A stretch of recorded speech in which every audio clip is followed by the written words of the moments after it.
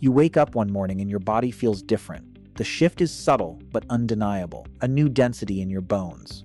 A quiet, gathering strength in your muscles you hadn't noticed before. It's a signal, not from your phone or your calendar, but from the deepest, oldest parts of your biology. For most of human history, that signal didn't just mark another day. It triggered a countdown. Your community had been watching for it. And when it arrived, your childhood ended. Not with a diploma or a driver's license, but with a ritual. For 99% of our existence, becoming an adult wasn't a gradual fade. It was a doorway. And to pass through it, you didn't just need to be ready. You had to prove it, in ways that, to our modern eyes, look bizarre, terrifying, even cruel. These were the ancient rites of passage, the weirdest, most visceral tests ever devised to forge a child into a full member of the tribe. This is what your ancestors did to enter adulthood.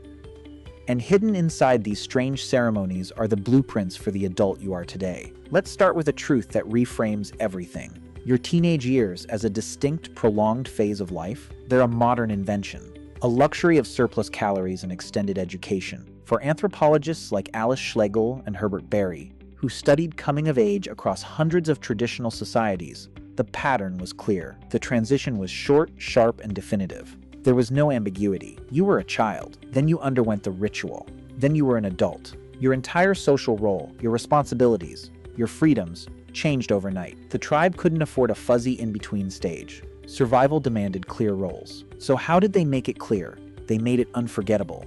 Take the sateré-mawé people of the Amazon. Their ritual is a legend in anthropological circles for a reason. For a young boy to become a man, he must endure the tukandira ant ritual. These aren't ordinary ants.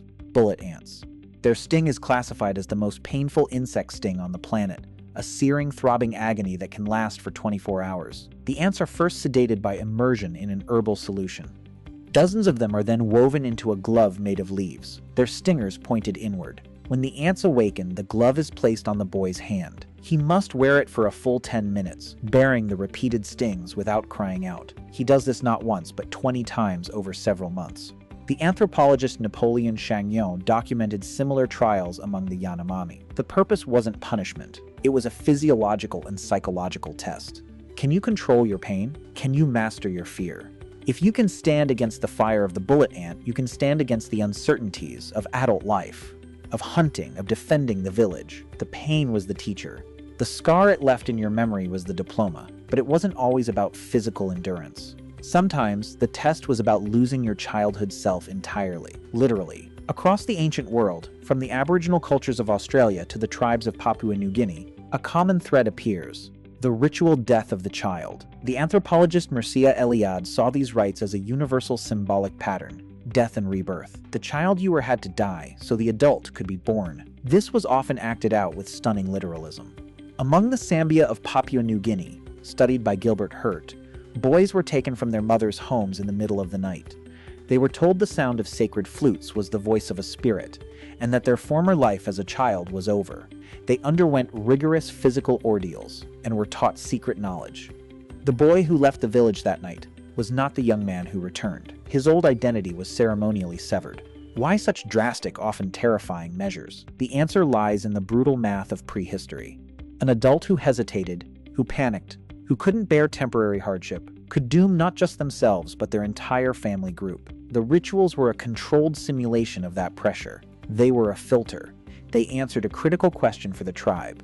Is this person's nervous system reliable under extreme stress? The work of psychologist Joseph Ledoux on the amygdala and fear conditioning gives us a clue. These rituals, in their intense, memorable horror, were likely forging powerful, indelible neural pathways. They were wiring the brain to associate the extreme stress of the ritual with a subsequent reward: social acceptance, adult status. They were teaching the body to move through fear and come out the other side. It was trauma, yes, but trauma with a purpose. A collective, culturally sanctioned programming of resilience. And it wasn't just for boys. While often less documented, girls' rites of passage were equally profound, centering on the ultimate biological transition: menstruation. Among the Kungsan of the Kalahari, studied extensively by anthropologist Marjorie Shostak, a girl's first menstruation triggered the eland bull dance. The eland, a large antelope, was the most sacred animal to the Kung, symbolizing beauty, nourishment, and fertility. During the ritual, the women of the tribe would dance. imitating the movements of the eland bull, while the girl sat in a special hut. The dance celebrated her new fertility, her connection to the life-giving power of the natural world, and instructed her on her future roles. It wasn't a test of pain, but a test of integration. Could she understand and accept the weight of her new power to create life? Her rite of passage wove her directly into the ecological and social fabric of the tribe. She wasn't just becoming a woman. She was becoming a node in the network of survival. So we have two archetypes: the ordeal by fire, by pain, by fear, and the ordeal by integration, by knowledge, by sacred responsibility. One asks, can you withstand? The other asks, do you understand? Both demand a permanent crossing of a threshold. Both leave the childhood self behind.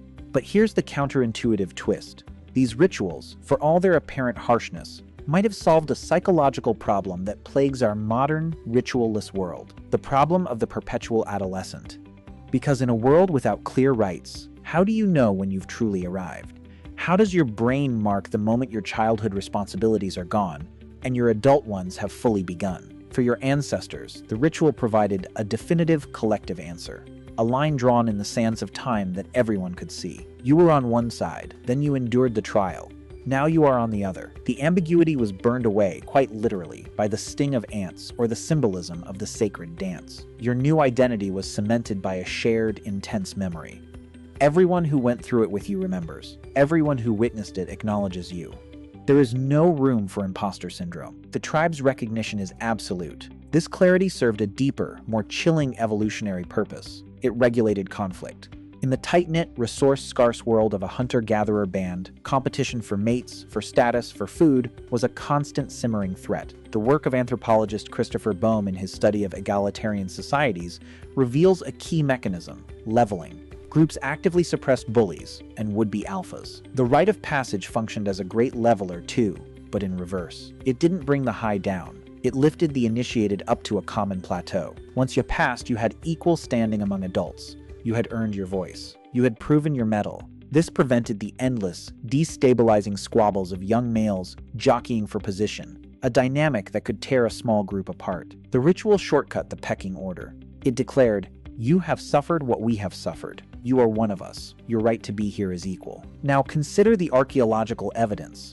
We don't have ancient videos of these ceremonies, but we have their echoes etched into bone and buried in the ground. Take the site of Ronka in Australia. Archaeologists uncovered skeletons dating back thousands of years. Some of the male skulls showed distinctive patterns of chipping and abrasion on the front teeth. This wasn't from diet. It was from a practice called tooth avulsion, the ritual removal of a healthy tooth, often a front incisor. This practice is documented across Indigenous Australian groups as a male initiation rite. The physical mark was permanent, a badge of adulthood you carried in your smile for the rest of your life. Every time you spoke, every time you ate, you and everyone else were reminded of the threshold you had crossed. The archaeologist Joseph Birdsell documented these customs extensively. The bone itself becomes a ledger of social transition, or journey to the painted caves of Europe, like Chauvet or Lascaux. For decades, scholars debated their purpose. Were they temples? Art galleries? One compelling theory, advanced by researchers like David Lewis Williams, connects them to rites of passage. The deep, dangerous, pitch-black recesses of these caves were the ultimate liminal space, a literal underground between worlds. The act of descending into that total darkness, navigating by flickering torchlight past roaring lions and charging bison painted on the walls, would have been a profound sensory and psychological ordeal. To emerge back into the sunlight could have symbolized a rebirth. The cave itself was the ceremonial chamber. The paintings weren't just decorations. They were the spiritual beings and challenges encountered during the visionary state of the ritual. The adolescent entering the cave was the child. The one who returned was the adult, having metaphorically confronted the beasts of the world and survived. But let's reconstruct one of these rituals from start to finish. Not with generic terms, but with the gritty, tangible details your ancestors would have known. Imagine you are a boy in a nomadic group in the Paleolithic Sahara, when it was a green savanna. You felt the changes in your body, the elders have noticed. One evening, as the orange sun sinks below the acacia trees, a hand falls on your shoulder. It's not your father. It's your uncle, or a respected hunter with no direct blood tie to you. This is deliberate. Your childhood ties are about to be severed. You are led away from the main camp, away from the comforting firelight and your mother's voice. The night is vast indigo, speckled with unfamiliar stars. You are brought to a secluded clearing. A small, smokeless fire burns. The men of the tribe are there, their faces serious in the flickering light. No one speaks to you with the softness of childhood. The first test is silence. You must sit perfectly still for hours. You listen to the sounds of the night, the hyena's whoop in the distance, the rustle of a predator in the grass. Your mind screams to run back to safety. You don't. You master your fear. This is the lesson of the amygdala. Practiced in real time. Then comes a test of knowledge. An elder holds up a series of plants. This one heals fever. This one causes vomiting. This one, when mixed with resin, makes glue for fletching arrows. You must name them and their uses. Your survival and the tribe's depends on this catalog in your mind. Get one wrong, and the disapproval is a physical weight in the air. No punishment is given. The failure itself is the punishment. Next, the physical ordeal. It might not be bullet ants. It might be a ceremonial scarification. A sharp flint blade, sterilized in the fire, is pressed against your chest or shoulder. The cut is precise. The pain is a bright, clean line. As the blood wells up, ash from a specific tree is rubbed into the wound. This will ensure it heals as a raised keloid scar. A permanent tattoo of your endurance, your voluntary suffering for the group. You do not flinch. You are learning that your body is not just yours. It is an instrument of the tribe, and it can be marked as such. The anthropologist Alfred Gell, in his work on art and agency, called this the technology of enchantment. The scar enchants your body with social meaning. It transforms your skin into a document of your new status. Finally, the revelation, the secret knowledge. This is where the tribe's myths, its real history and survival strategies, are passed to you. You learn that the great spirit of the hunt is actually a complex set of tracking signs and animal behavior patterns, compiled over generations. You learn the true fragile roots to the seasonal waterholes. You learn that the sacred stories are also encrypted maps and moral codes. This is the tribe's intellectual property, its most valuable asset. By entrusting it to you, they are investing in your future as a custodian. The ethnobotanist Wade Davis documented this phenomenon among indigenous cultures worldwide, calling it an ethnosphere, a vast ancient library of knowledge passed orally. Your initiation is the moment you are given access to the library. The ordeal proved you were worthy of the password. This is the legacy buried in your modern life. The vague unease of a birthday that feels like just another day. The search for a challenge that feels worthy of proving something to yourself. The deep craving for a clear, community-wide acknowledgement that you have what it takes. Your ancestors didn't have that problem. Their proof was etched in their skin, seared into their memory, celebrated in a dance, or carried in a missing tooth. The ritual was the circuit breaker that cleanly switched the current of your life from one path to another. It was brutal, it was beautiful, it was efficient, and without it, we are left to wander in the extended twilight between childhood and adulthood, forever wondering if we've truly arrived, forever missing the moment the tribe once made unforgettable. You wake up one morning and your body feels different, but the only ritual left is to decide yourself what that change truly means.